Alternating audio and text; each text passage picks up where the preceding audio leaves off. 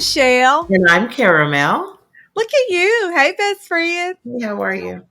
I am doing good. I tell you what, I'm taking this course, and Mhm. so they have all these toxic things that come up. And I think we were having a conversation about it, and I'm just wondering how you feel. Mhm. So, is it important how close you live to your business and then how close you live based on how close your employees live? Is that Mm. an important, is that, well, you're online, so it doesn't matter to you, does it? Well, no, look. Don't put that on me. I know that I run an e-commerce business, but that does not negate the fact that I do have to have these type of. We called those when I was working in corporate America career considerations. Like Oh, look at you. Career considerations. She's I don't so know why the clever. French accent all of a sudden that made us much more dainty. I don't know, pinkies up.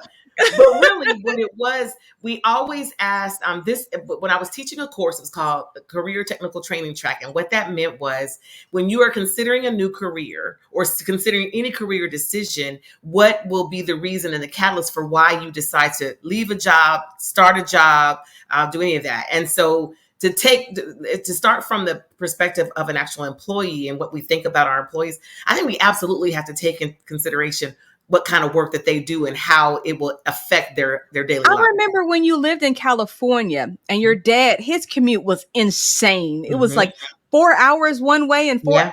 like explain like that. I don't even Well, I guess understand. bigger than that. Like when you're thinking about it as an employee, you have to recognize whether or not that commute, the hours, the days of the week, uh, the time off, how that's going to affect you in your personal life, and whether or not it's even going to be better. I'll give you an example that's happening in real time. One of my good friends is considering you moving out of the state. She lives in North Carolina. She's thinking about moving all the way to Tacoma, Washington, and the position that she's going to take. Our career considerations were how much money was that going to be more based on tax and single and all of the things, and if it was going to be worth it. And so we did the calculation. She's going to make an additional. She was going to net $60,000, which is $20,000 more than she would net if she stayed in North Carolina on that salary that Oh, they're wow. So offering. that, so when I'm thinking about that, so from the perspective of driving 3, 4, okay, I have an Mhm. employee that drives 4 hours. Am I, as an employer, do I have to think about that when I make decisions like, hey, we want to stay over a little bit this evening and work, or hey, in the morning I have a meeting that starts at X time? Mhm. Do I have to consider, oh, well, everybody doesn't live near the place? You know what I mean? And I just thought, Well, let's I, add. So when you say that as the employer, you want your employees to be okay. That I think that's part of the hiring practice, right? Because let me tell you, the hiring manager asked her very pointed, like you're going to be moving across the country, like literally from one coast to the other. You have family, do you have kids? Like, is how is that going to affect me offering you this position and you staying for a little while? Because remember, it costs real dollars for an employer to onboard a new employee and to try to keep them. And how long does it take to get that money back? So, but then in my mind, though, you're like, I understand a move mhm. and having to take some career consideration, but a commute, I'm thinking a commute is different because you're choosing not to move closer to where you work, as opposed to, I guess the old adage was people lived near where they worked. They kind of were Yeah, but somewhere. they used to, but now, like you just were talking about with my business as an e-commerce business, shucks. I have people who work for me in Guatemala. Like, But see, that's, there's no place to come into. but I'll tell So you this. Let me say this about the e-commerce. I have a person right now who's looking for a position that is only gonna. She has to be able to have hours when she wants to work them. She can only work 20 hours a week, and she wants to make $20 an hour. Well, when you have those three things that you have already put in there, you have a very small pool of people who can actually will offer you a job or that's available to you. But see, I think we're talking about two different things, because to Okay. me, if we're talking remote and that type of thing, that's a whole different. And I guess we can do it in segments. Sure. Okay, so if we're talking remote, like her thing that she's saying that's specific doesn't sound that specific to me. That sounds like something I can work with. Okay, you can do 20 hours, $20 an hour, and what was the third thing? She has to be able to work anytime. She can't have a set schedule. Okay, so that's I can work with that for some of the things that I need to get done. You're It's like, saying that, but so for me on the other side, when someone says that to me, it says that when I need you to be available, I don't know if I'm going to be able to call so on you. she would be somebody I hire for data entry that Hmm. can be put in anytime. I She don't can know work. anybody paying $20 an hour for data entry. Well, it depends on the job and what you need to do. Well, so Medical that's the thing. transcription. So whose job is it? Is it the employer's job to look out for you and what you need? No, I don't think it's the employer's job to look Mhm. out for you. I'm pro employer. I'm gonna be honest, because what happens is, as an employer, I have more variables going on Sure, than what you may know about. Okay. sure. And so, me being so tailored to what you have going on, like you living an hour, 2 hours away from the job, I, you're choosing to take the job 2 hours away or an hour away. There's something for you that is the reason you're taking that Well, let's position. answer this question. If you hired that person and you onboarded them and they lasted only 3 months, would you then think more about Absolutely. hiring the To next me, person who had that's that what I'm commute? saying. To me, that's why I can't consider that. That's a reason. Like you, I can't treat you any different because you live an hour or 2 hours away. You're choosing to do that. You get what I'm saying? So, You're that's been a big issue with a lot of people when they're saying like paternity leave and maternity leave. Like, if I'm the woman, and so you looking funny, but let's talk about that. Why does the woman who has the child get treated differently than the man who has a child? He had a child as well. Like, I feel Well, like I think a lot of the reason is because for the woman, you have physically gone through something and you have to heal and be healed. okay. Okay. So for me, a paternity, those first 2 weeks when the wife is on the men, I see you being there, being more involved. But then when it's time to do, I feel like somebody between the two of y'all, you know what I mean? You get to decide who gets to That's be off the and that's a great way to say that, but I can tell you in real life, it was from personal experience having a person who had to leave and go across the world to work when I was having these small children. It sounds good. That again becomes a career consideration. I understood that there were some barriers to entry to but certain positions. but his career had no consideration for it. He had to go, right? That's correct. That's correct. And the other part of it, if you had been a female in his position in the military, you would have had to go too. You would only gotten so much time and then you would have to go, right? That's again, I think that employers work with when they have to.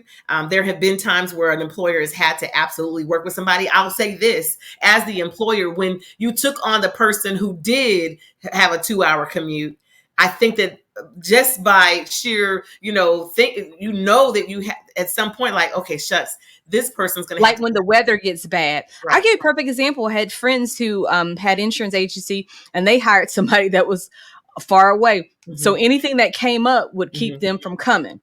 And then they had to drive 2 hours in. And it was like, I said, this sounds like I didn't understand why they were driving 2 hours because there are insurance agencies in where they live. You know what I mean? You I know didn't. what? So let's talk about that. So I remember years ago, we got stationed in Dover, Delaware, and I was still doing radio in Philly. It was an hour and a half drive one way for morning drive. I would be up in the morning at 2 a.m. driving down the road. But guess what? That job was such a good job, and I wanted it so badly. And I There felt it is. Okay, so but did you expect them to accommodate you? Because this morning you got to be there at 5 because it's morning drive or 6, whatever time you had to be there.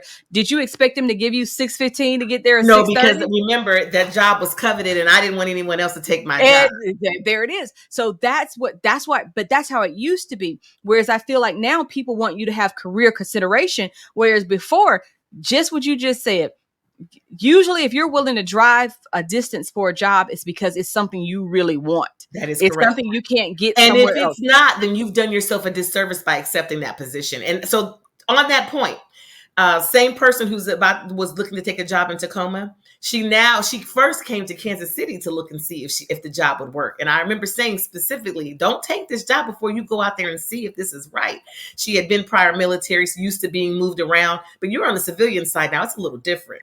Girl, she came here to Kansas City to look and realized that she was actually going to take a pay cut with that money. Exactly. And And she it's decided at that time, like, oh shucks, I'm so glad I came to see what it was going to look like, because that's not enough money for me to make this The move. cost of living. That's the biggest Yeah. thing, the cost of living. And I Well, think that, that was her situation, but it doesn't have to be that for everybody. There are some people who will go at length to have a job that they want to have, right? and that's, so then it becomes, why not move closer? Mm, mm, So why not move? Now I know your situation, if you were stationed somewhere so mhm. you couldn't move closer, but then it's like that part about the family and the sacrifice, and in that part of it, that's a big deal. That's interesting to me. I Well, realize, let me ask you this.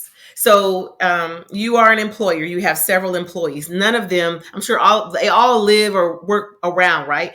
There is a new sentiment for among millennials right now. The downtown corridor, living close to downtown living, it's called live work play. yeah. You know the model. Hmm. Live work play says I want to live where I want to live where I work, and I want to play where I live. Right. So everything is right Yeah, there. everything's right there involved. Yeah, and that's a big deal. I'm fortunately, both of my places, my businesses, all are within that corridor, kind of close to areas where people can play and live.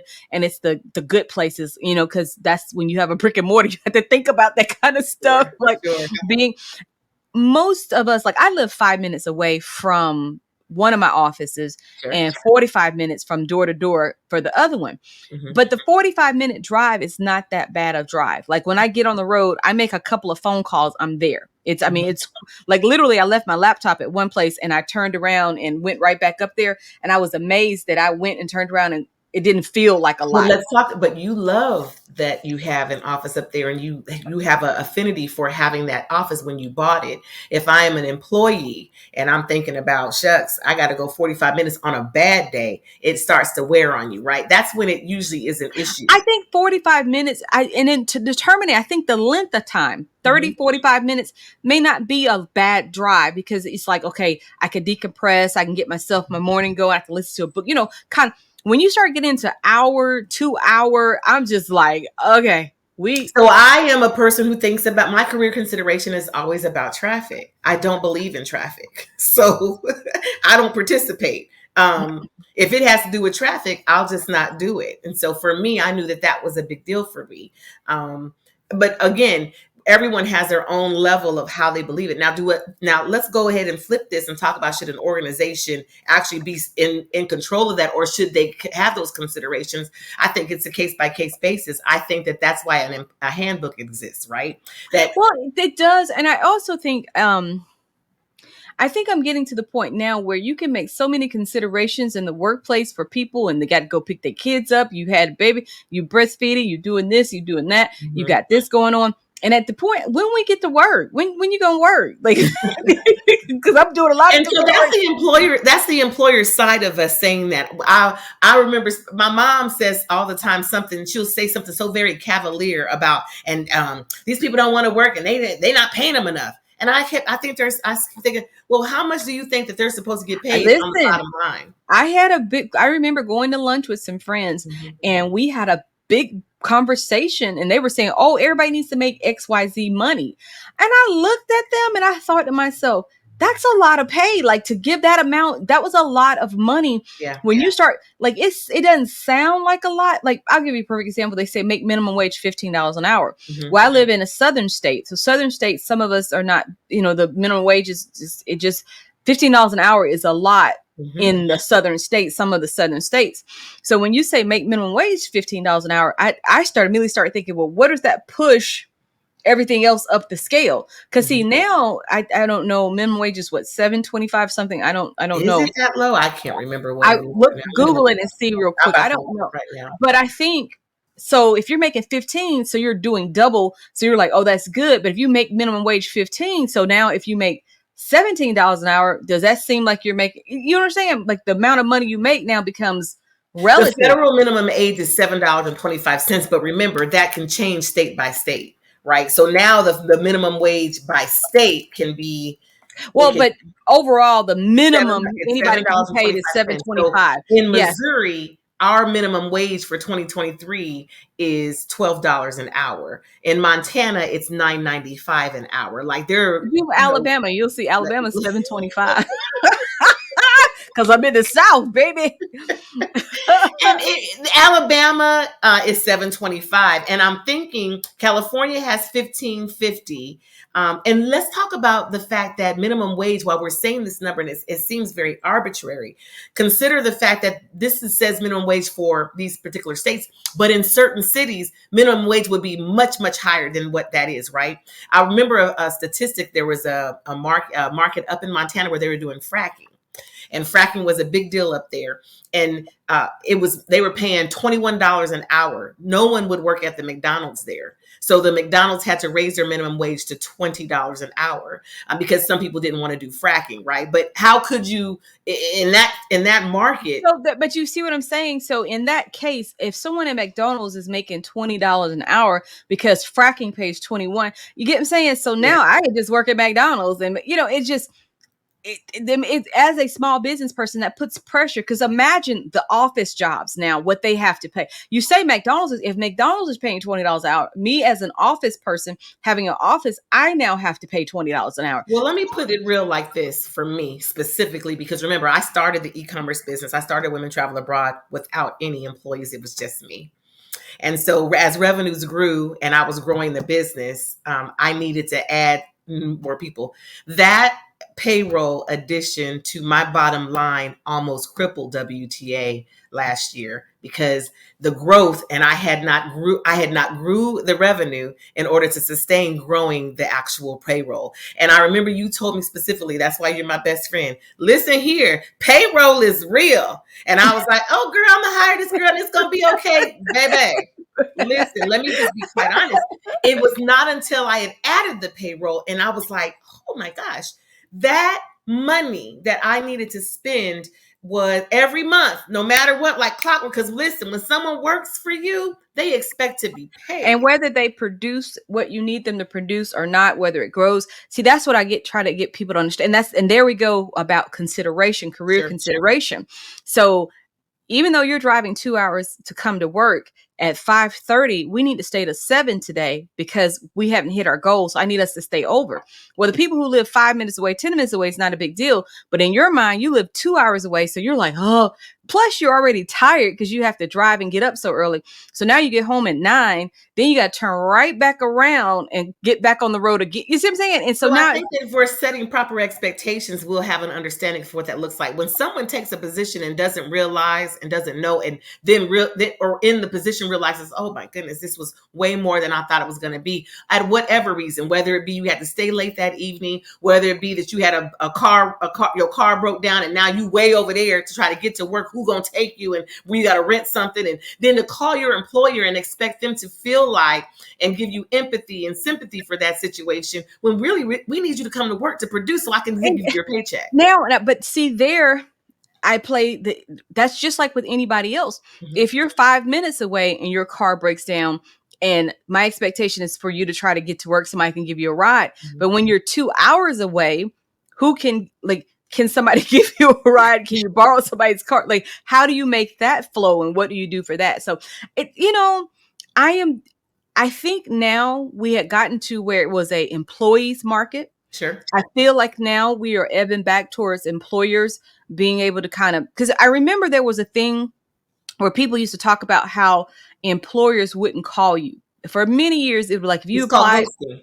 No. What ghosting, but before it became the ghosting part, it was just understood that if you didn't get the job, employers didn't even take the time to call you back to say, hey, we've hired somebody, okay. So that was the way it was. Then all of a sudden there's this shift started happening where then employees who applied for jobs and you're calling them they started the ghosting of the employer. That became a big deal. And it was like, what the heck? You call people, they come in for the interview, they sound like they want the job. They don't call you back to say they took another job. And you're like, who does that? And I remember when that started to happen, it was starting to happen. So it's like 2019, into 2018, 2019. We were seeing it had gotten to a place where it was actually noticeable a lot more than it was, because it started trending right in 2015 when working from home started to be a thing, when you were able to do the hybrid position. The pandemic, and at that time when everything hit to being able to go home, that's when employees woke up and said, hold up, I could do the same work and can be more productive and do this from the house. And originally, people were more productive working from home. It has gotten now where a lot of people are coming back to the office Mm-hmm. because they found that working from home, there's no cutoff. Mm-hmm. You're just working because Sure. You were almost put in a space where you were an actual, like a business owner, someone who was having to just take a call whenever you were taking a call. And a lot of that was because you felt guilty because you were at home washing a load of clothes, washing the dishes, getting something to eat, talking on the phone, understanding, of course, that those were office hours that you were doing all of that. So you felt guilty. So you would just kind of work all day, which goes back to the live, work, play model. There's a concept out there that is trying to put us in a space where, I mean, with the onset of AI, when people are talking about that and how jobs are going to be leaving, I mean, they got all the news about how there will be less jobs because there will be more AI and more doing the work that we used to have people doing in the office. I don't know. I think that there's a healthy mix, and all I can remember, there's a cartoon, and there's a guy, and he was on the big ship in the I can't remember the name of the movie, but he was in a big ship, and he was sitting in a chair. Nobody walked anymore. They just all sat in a chair, and the chair just kind of moved them around everywhere. And the idea was, who's going to fix the thing that does all the things? Right. If it breaks down, if the chair breaks down, who's going to know how to fix it? Who's going to do?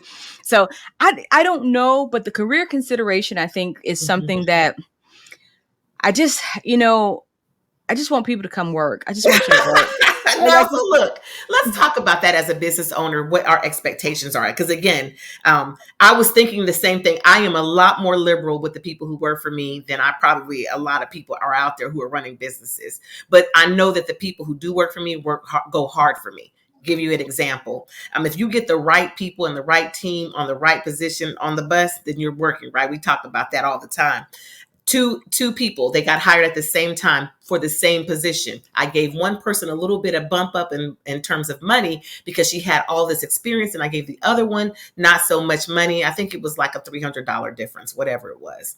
Anyway, I gave them both the same similar task, told them to do the same things on different projects. The person making the lower amount of money, she was doing the work. Like, I was seeing it. The person who was getting more money, I was looking for the work, asking about the work. We and Megan were like, what's out the work? Where to work? Finally, I went in to check on the work. I was paying you like you were supposed to get paid. I checked on the work. You hadn't logged in and looked at any of our stuff in days. Where the other person who was making less was doing it. So I thought, well, how long did she think this one left? She made one full paycheck. She got through the second one, and I said, you have to go. I'm going to pay you. And she called the person who was making less and said, did you get fired? What happened? And she says, no, I should be worried.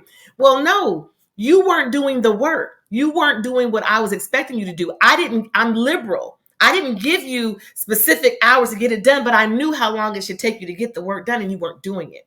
And so I think that, in terms of when you're thinking about, gosh, am I hiring the right person? The pay aspect of it, will they actually produce?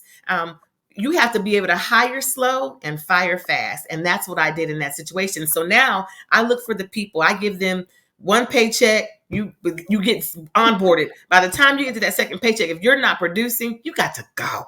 You got to go. And that's how I feel as an employer, because I don't care when you work. It could be midnight. It could be at 2:00 in the morning. It could be at 5 a.m. It could be at 12 noon. Whatever it is, I expect you to get the work done. That's how I look at it from an actual employer's perspective. What about you? So for me, it's different because it's brick and mortar. So the hours are set 8:30 to 5:30. You got to work. I expect you to stay over if you need to stay over. I expect you to come in all the time, Monday through Friday. If you need, don't call out. Yeah, I don't expect you to call it. The expectation is that you come to work, period. That's the culture that I've created. Now, at the same time, I expect you to be on time, 8:30. But when you take your lunch break, if you got something you need to handle, it runs over, I'm not checking for that. I meet with everybody in the morning. Once I meet with you in the morning, what do you do the rest of the day? Get the job done. So I'm lenient in that sense. I have structure, but for me, we're in sales and commission. So you're a salesperson. So I need that to be the first, the thing that you do, right business, just right business. that's what I think we need to do, and focus and be clear. As far as different times and all that kind of stuff, as a salesperson, you need some downtime. You do. So I encourage them to take their lunch break, at least an hour, shut your door, close your eyes, listen to, chill, because that's going to make you focus. Um, I'm a hard ass. I'm sorry. you know, You know, but here's the thing. When I say that I'm liberal, I expect the work to get done. I will fire you. I will let you go very quickly. I don't believe in wasting Now any. I will tarry a little bit longer. I know you don't think so, because I will let people go, but I will tarry and tolerate you a long time if you're producing. Oh, I agree with that. I think you do tarry on a lot more longer than yes, I believe that. Well, I do that because I am the type person, though, when I do let you go, Mhm. I don't have any remorse or any feelings about it. Like, it's just, we're done, because I know I've given you the opportunity. I've talked to you. And I think that's the corporate side, making sure we have a paper trail, making sure I've documented that we've had a verbal conversation, and we do all of that, because I don't want there to be any type of repercussions.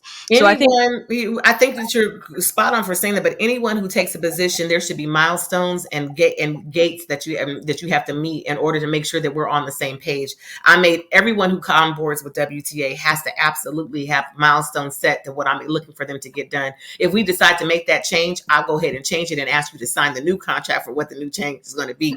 I do well, that. that all of this sounds good and in on paper and what you say, but then when you have the execution of it, that's where the career considerations come in. Okay, I got to pick my kids up, I got to do this, I did the reason I didn't get to that is that, and so it can get to a lot of stuff. So for me, I do I have everything written down, what I want you to do, how I want you to do it. But then I found with practical application of it, sometimes there are people that uh I try to be right. I'm not fair, but I treat people right. I do the right thing, and I do So what's I'm right. not fair. Now I got to look up the definition of fair. Yeah, look it up. Well, I give an example. So it's fair that I let what's fair is that if I let you come in late, what's fair is I have to let everybody else come in late. Without favoritism or discrimination. Got it. Okay. Okay. What's right is that you have a child that you have to get off early so you can go and pick them up so you can avoid having to pay extra childcare. What's right is that I let you go and do that. Now, the other person, you don't have any kids. So Mhm. me letting you off early just because it's fair, no, that doesn't work, because now I'm disabling the business. But Mhm. what's right is that you have a hard time getting up in the morning. So I let you come in a little bit late in the morning. So that's what I do for you, because that's the right thing to do for you. So that's what I mean about being right. Because fair is everybody got to be treated the Mhm. same. I give everybody $1. Everybody got to have $1. You see what I'm saying? But what's right is that he needed $5, so I gave him $5. You only needed $1. I wanted everybody to have $6. This You is what you're describing right now in my head. What it sounds like is what women have been saying for all over the years with surrounding equal pay for equal work, and where I give you a consideration. Oh, we got to give Charlie the job because Charlie's got a whole family that he's got to feed and a whole place to take care of. And because I'm single, right? You just said that, and I think that what you're explaining to me is what you are doing is giving people the things that they need at the time But that they see, need. everybody wants career consideration until it's like, now you're like, well, see, that's not fair because I don't need to be paid. Because think of it like this, but that's a whole nother show, so we won't open that door. We will talk about that because You're when you talk stopping about, the conversation. And what I mean by that is that when you talk about women and equal pay, I'm 100% believing in women right. and equal pay. I don't believe that men should be paid more because they're a Mhm. male or he got to take care of the family, anything like that. I'm 100 Mhm. unequivocally Mhm. is 100%. If the job pays 55,000, everybody who does that job gets 55,000 Mhm. if they have the Mhm. qualifications. Okay. Only difference in pay is what qualification. Just because you're a woman, if you ain't got a master's degree and Charlie got a master's degree, that's why he get more. Yeah. Okay. So that's what I believe in on that part. But what Mhm. I'm talking about is that, you want time to, as a nursing mother, you want a time to go and pump. Okay, fine. No problem. So does everybody get time because you are getting time to go pump? Everybody don't need time to go pump. Okay. Mhm. So what do I do? How do I balance that out for them? They smoke cigarettes. Okay, people who smoke cigarettes, they steal the most time to anybody. Oh my goodness. Listen, back in the day, you listen, promotions were had and made at the smoke pit. Okay. Exactly. So I think overall, career consideration Mhm. has its place. It Like I does. said, I like to be right. I treat everybody right. And, fair, we'll see about that. But I do what's right for my employees. I try to take care of them. And Yeah. so I think at the end of the day, if you drive 2 hours away, I'll let you leave a little early sometimes. I love you, best friend. Love you too.